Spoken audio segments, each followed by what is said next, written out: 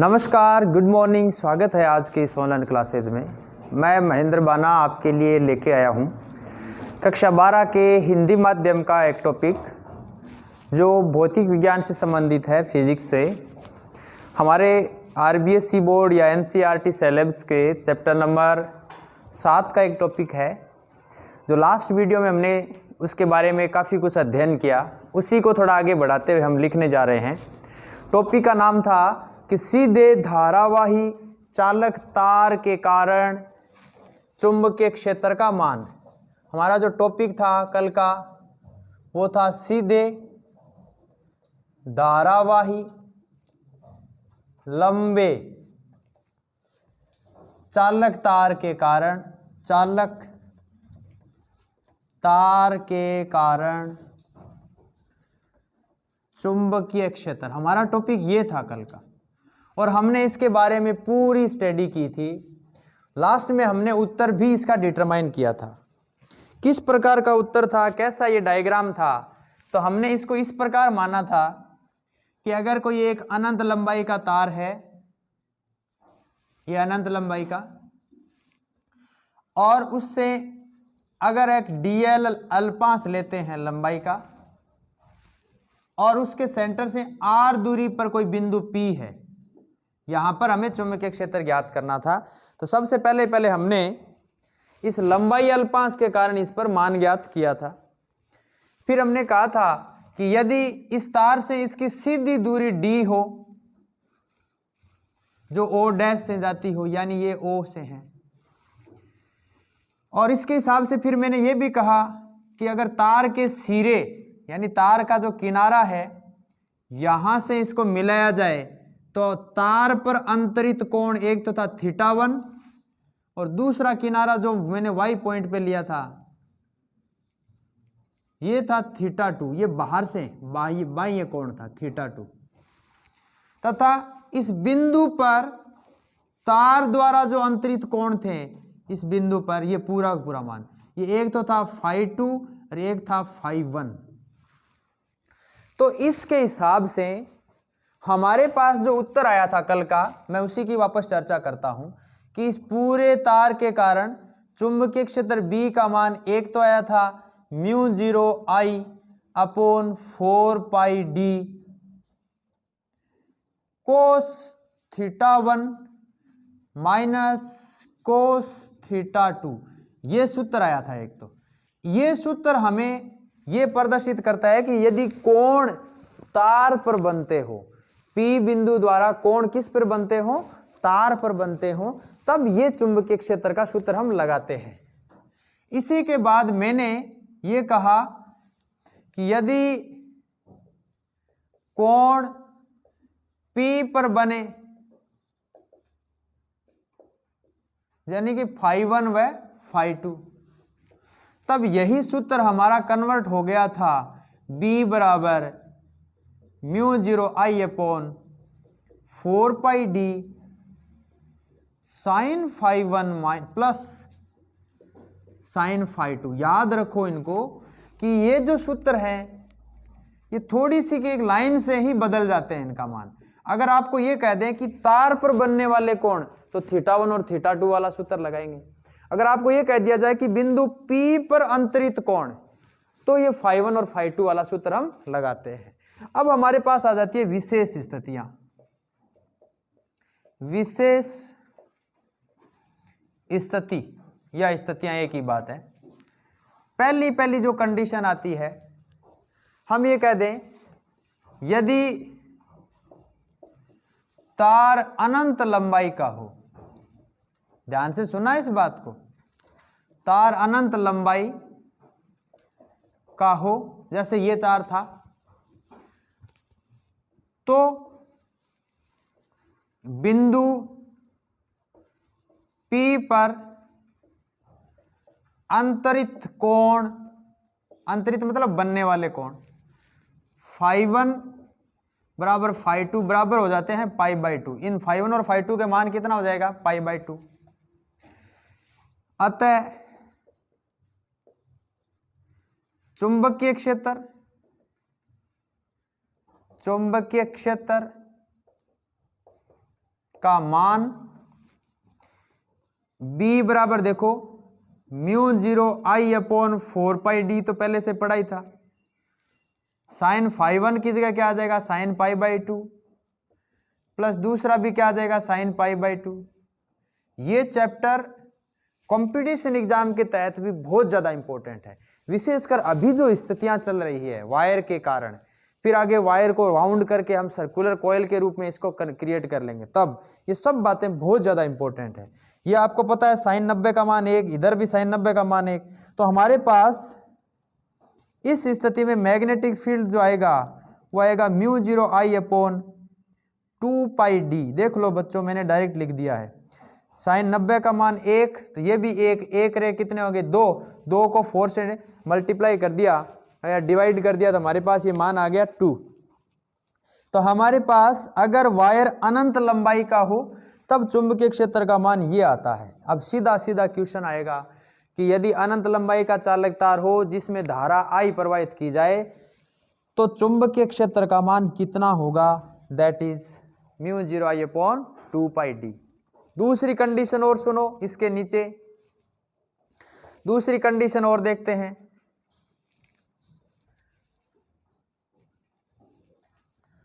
Number 2 condition देखो,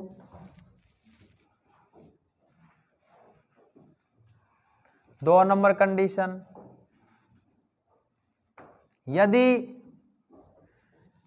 तार अनंत लंबाई का है, तार अनंत लंबाई का है, वह इसके एक सिरे से, एक किनारे से d दूरी पर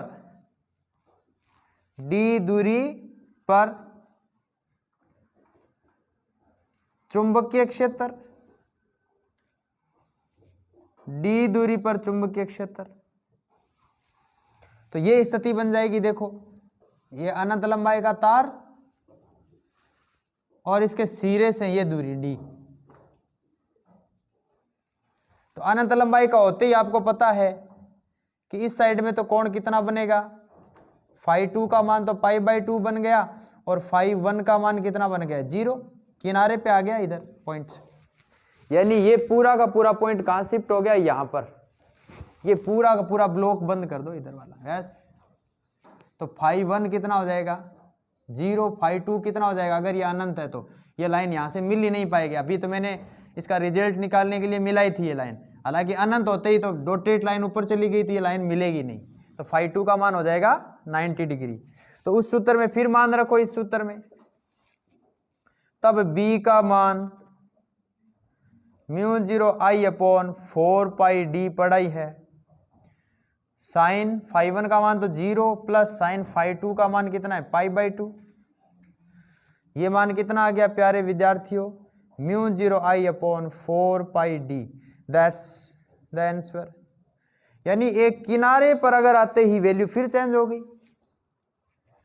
अगला देखो, फिर से नई बात, फिर दो कंडीशंस हमने लिख दी है, अनंत पर हो तो ये, और अगर किनारे पे पहुंचे तो ये वाली वैल्यू म्यू 0 I वाली। 3 नंबर कंडीशन देखो,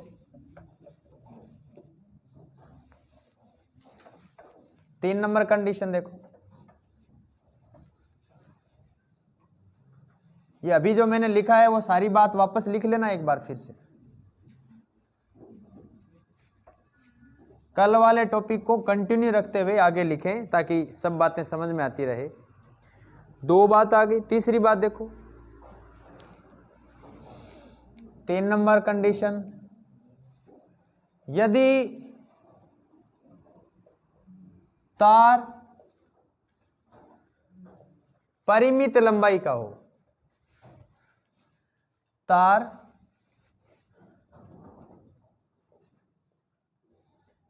परिमित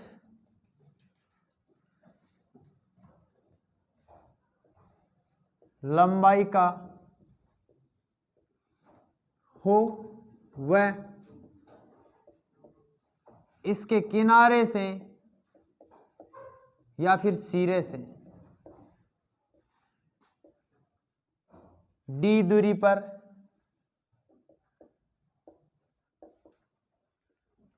चुंबकीय क्षेत्र का मान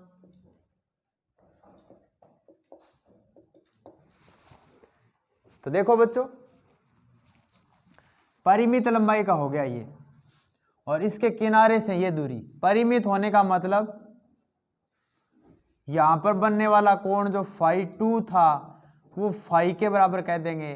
परिमित लंबाई L हो गई, ये दूरी D हो गई, ये P बिंदु,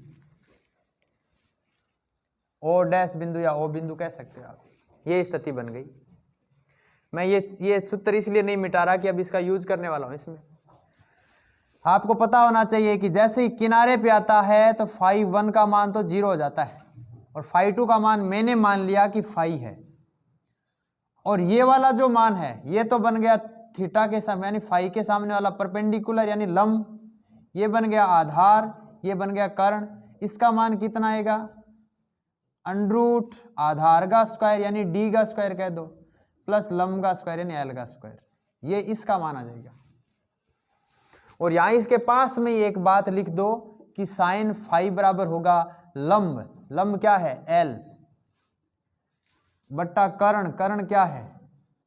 d square plus l square, ताकि काम आएगा। ये डायग्राम बनाएं साथ में, ये बात लिखने के बाद ये डायग्राम बनाएं, साइन φ का मान लिखें, तब d बराबर μ0I/4πd तो हमारे पास रहेगा ही रहेगा, ये तो आगे वाला मान। तो फिर साइन φ1 का मान क्या है भाई? 0 है, प्लस साइन φ2 की जगह क्या है? φ है। तो फाइनल आंसर कितना आ गया? अब ये बीच वाला मिटा देता हूं।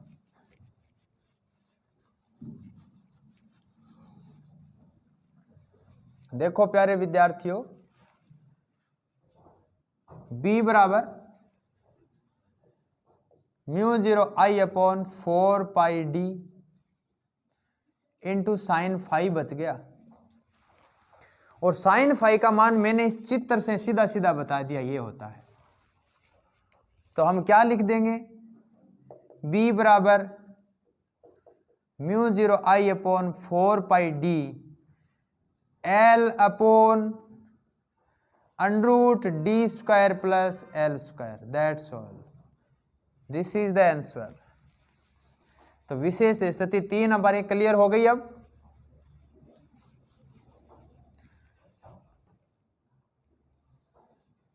ये 3 नंबर स्थिति क्लियर हो गई।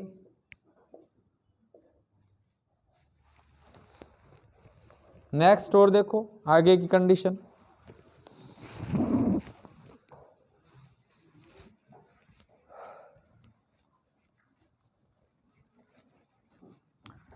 अगर ये पॉइंट बीच में चला जाए वायर के तो 4 नंबर कंडीशन देखो। यदि तार परिमित लंबाई का हो, 4 नंबर कंडीशन, यदि तार परिमित लंबाई का हो, वह उसके मध्य से, यदि तार परिमित लंबाई का हो, वह इसके मध्य से d दूरी पर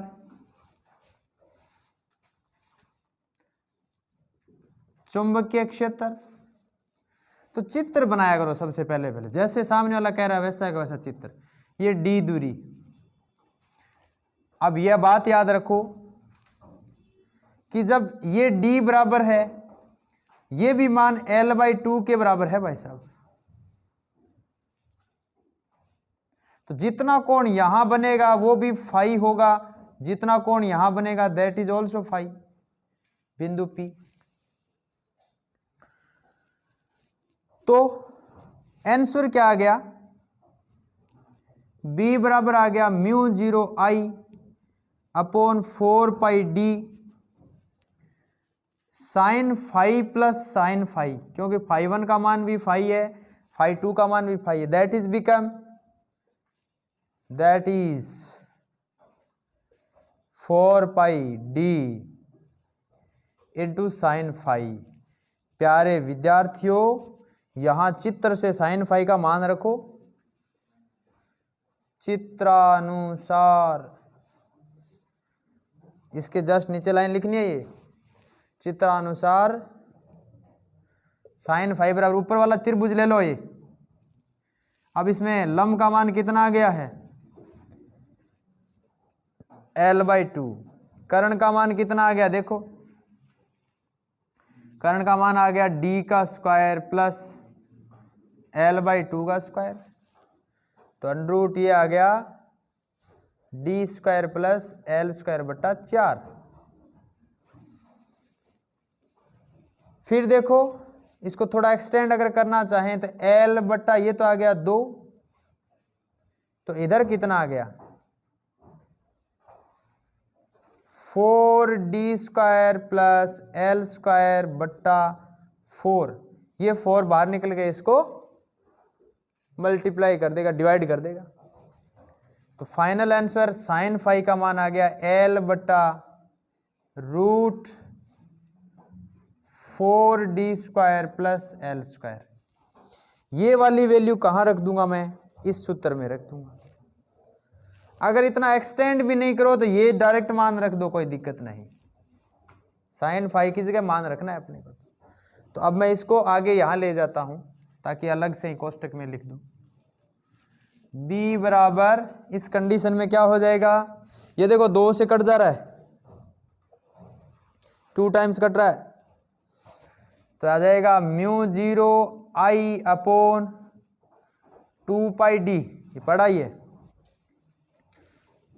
l upon under root 4d square plus l square. ये सूत्र आ गया बच्चों। डिपेंड करता है कि ये दूरी है कितनी। अगर ये दूरी आप l मान लो, ये भी दूरी अगर आप l मान लो, तो ये l बटा 4 नहीं आएगा, फिर l स्क्वायर आ जाएगा। आ रही बात समझ में? ये हुई हमारे पास पूरा सूत्र। तो चित्र से आपको साइन फाई का मान जरूर रखना चाहिए। इस प्रकार हमारे पास ये पूरा का पूरा वैल्यू आ गई है। अब एक क्वेश्चन करते हैं। क्वेश्चन लिखिए, अपना है कि ए फ्रेम, ए भुजा वाले, एक ए भुजा वाले वर्गाकार धारावाही फ्रेम ABCD के केंद्र O पर चुंबकीय क्षेत्र ज्ञात कीजिए, जबकि फ्रेम में I एम्पियर की धारा प्रवाहित की जाती है। पहली बात तो हमें एक फ्रेम बनाना चाहिए वर्गाकार। ये वर्गाकार फ्रेम है, प्रत्येक भुजा की लंबाई है a, ये भी सही बात है। इसको हम रिप्रेजेंट भी कर देते हैं A, B, C और D से। धारा पर्टिकुलर किसी एक दिशा में, अभी हम ये बात नहीं करेंगे कि इसमें चुंबकीय क्षेत्र किस दिशा में उत्पन्न हो रहा है। आगे का जो टॉपिक आएगा उसमें हम सीख जाएंगे कि धारा अगर क्लॉकवाइज फ्लो होती है तो हमेशा अंदर की ओर, और एंटी क्लॉकवाइज अगर धारा किसी लूप में प्रवाहित होती है तो बाहर की ओर। ये अंगुलियों के नियम से होता है। अगर विद्युत धारा अंगुलियों की दिशा में है तो चुंबकीय क्षेत्र अंगूठे की दिशा में उत्पन्न होता है। अब इसमें देखो धारा तो उल्टी प्रवाहित हो रही है। अगर मैं इस अंगुलियों को ऐसे टर्न करूं तो अंगूठा किधर जा रहा है, अंदर की ओर। इसका मतलब इसमें अगर चुंबकीय क्षेत्र की दिशा की बात करें तो वो इस लूप में अंदर की ओर होगा। अगर यही दिशा इस प्रकार अगर होती, इसमें धारा की दिशा इस प्रकार होती, एंटी क्लॉकवाइज अगर फ्लो होती, तो चुंबकीय क्षेत्र बाहर की ओर होता। याद रखें इस बात को। और चुंबकीय क्षेत्र को रिप्रेजेंट अगर करना है तो बाहर की ओर अगर चुंबकीय क्षेत्र उत्पन्न होता है तो डॉट चिन्ह लगाते हैं एकदम से, और अगर अंदर की ओर उत्पन्न होता है तो क्रॉस चिन्ह से प्रदर्शित करते हैं इसको। ये चुंबकीय क्षेत्र को प्रदर्शित करने के तरीके हैं। अगर डॉट चिन्ह लगाते हो तो चुंबकीय क्षेत्र तल के लंबवत बाहर की ओर होती है उसकी दिशा, और अगर क्रॉस चिन्ह लगाते हो तो तल के लंबवत अंदर की ओर उसकी दिशा होती है। और दिशा ज्ञात करने का तरीका मैंने बता दिया, सिंपल सा। ऐसे तो नहीं, नियम कई सारे नियम हमारे पास आएंगे, लेकिन एक नियम जो सर्वभौम चलता है, हमारे राइट हैंड की फिंगर्स को, अंगुलियों को जिस दिशा में ट्विस्ट करो यानी मोड़ो तो अंगूठे की दिशा में चुंबकीय क्षेत्र की दिशा आ जाती है। तो ये हमारे लिए ब्रह्मांड साबित होता है कि अगर हम लोग ट्विस्टेड फिंगर को इस प्रकार ट्विस्ट करते हैं तो बाहर की तरफ आना चाहिए। जैसे इसमें देखो, मुड़ी हुई अंगुलियों की डायरेक्शन में करंट है ये, तो चुंबकीय क्षेत्र किधर होगा? बाहर की ओर। इसमें किधर होगा? ट्विस्टेड फिंगर अगर इस प्रकार ट्विस्ट करूं तो अंगूठा अंदर की तरफ इशारा करता है, इसका मतलब चुंबकीय क्षेत्र अंदर की ओर होगा। दिशा तो हमें ऐसे पता करनी है और आगे हम वापस सीखेंगे इस बात को, लेकिन अभी से इस बात का पता रहना चाहिए।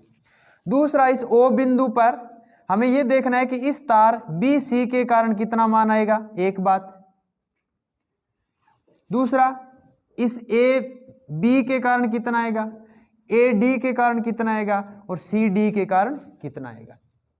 तो परिणामी दिशा तो पता चल गया ना, तल के अंदर की ओर होती है, एक बात। तो ये भी याद रखें, जो मान बी सी के कारण आएगा वही मान ए बी के कारण आएगा, क्योंकि इसकी जो लंबाई है तार की, इतनी ही यहां पर है, इतनी यहां पर, सब में धारा का मान भी बराबर है। मैं अगर यहां से इसको बाइसेक्ट करूं तो मुझे पता चल जाएगा जितना कोण यहां बनता है उतना ही कोण यहां बनेगा। तो लिख दो इसमें, चालक फ्रेम के कारण केंद्र ओ पर परिणामी चुंबकीय क्षेत्र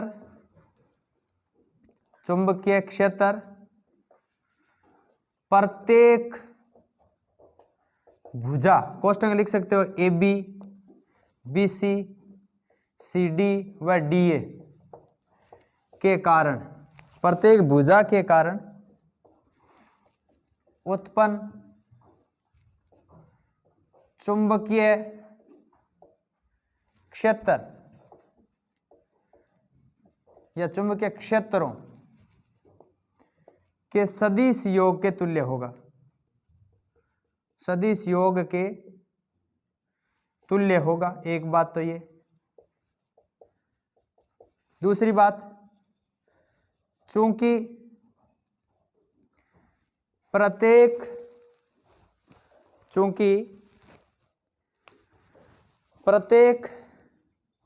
भुजा की लंबाई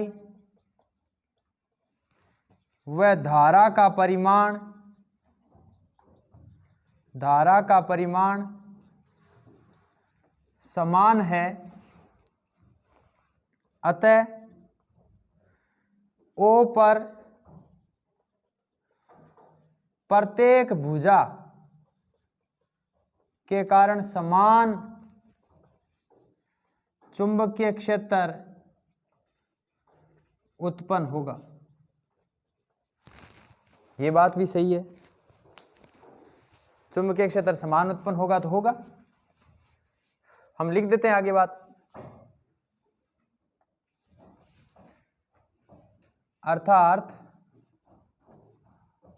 B1 बराबर B2 बराबर B3 बराबर B4। B1 किसका कह देंगे, ये सब को सब B के बराबर कह देंगे। B1 मान लो ए बी भुजा के कारण है, बी सी इसके कारण है, सी डी इसके कारण है और डी ए के कारण B4 है। तो टोटल B जो आएगा ना वो आएगा B1 plus B2 plus B3, ये परिणामी B को अलग से B4 के बराबर। अब कह देंगे एक भुजा BC के कारण, चलो ये ले लेते हैं, BC के कारण चुंबकीय क्षेत्र, जो इसका मान आएगा उसको 4 से मल्टीप्लाई कर देंगे भाई, 4 इंटू B1 कह सकते हैं इसको, क्योंकि सब बराबर है, एक ही दिशा में है। तो BC के कारण B1 कह दो, इसको बोल दो भाई B2 कह सकते हो, B1 जो भी आप सिंबल दो, इसको B1 B2 B4 सब बराबर है, इसलिए मैंने B1 कह दिया। ये कोण भी 5 बनेगा, ये कोण भी 5 बनेगा। आपको याद होगा इस फाई का मान कितना डिग्री है अभी देखें तो 45 डिग्री, ये कितना है 45 डिग्री। तो B1 का मान सूत्र आ जाएगा μ0I/4πd sine 45 degree plus sine 45 degree, that is become μ0/4πd। Sine 45 degree का मान कितना होता है 1/√2, कितना होता है 1/√2 प्लस 1/√2, दैट इज बिकम 2/√2। अरे चित्र से ही पता चल रहा है 45 डिग्री का कौन बनेगा यहाँ, उसको बाद में 4 से मल्टीप्लाई कर देंगे हम। लास्ट लाइन अपने इस टॉपिक की ऊपर लिखने जा रहा हूं मैं,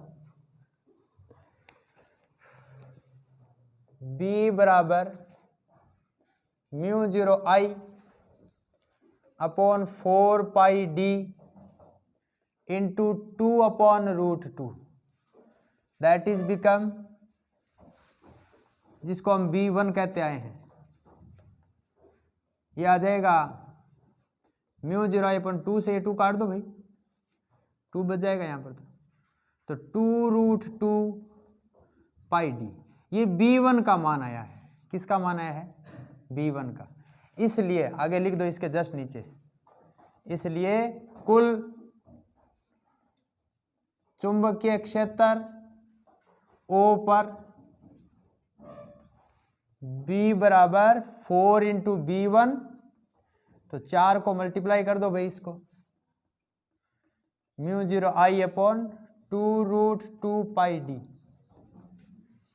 2 बार कैंसिल हो रहा है, दैट इज बिकम 2 μ0I/√2πd। वास्तव में तो उत्तर ये आ गया। और भी अगर इसको क्रॉस करना चाहो तो कर दो,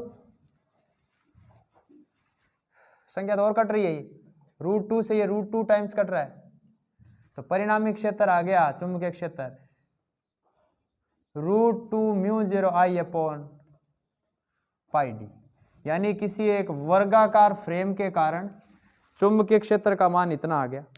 आज के लिए बस इतना ही, कल फिर मिलते हैं नए टॉपिक के साथ।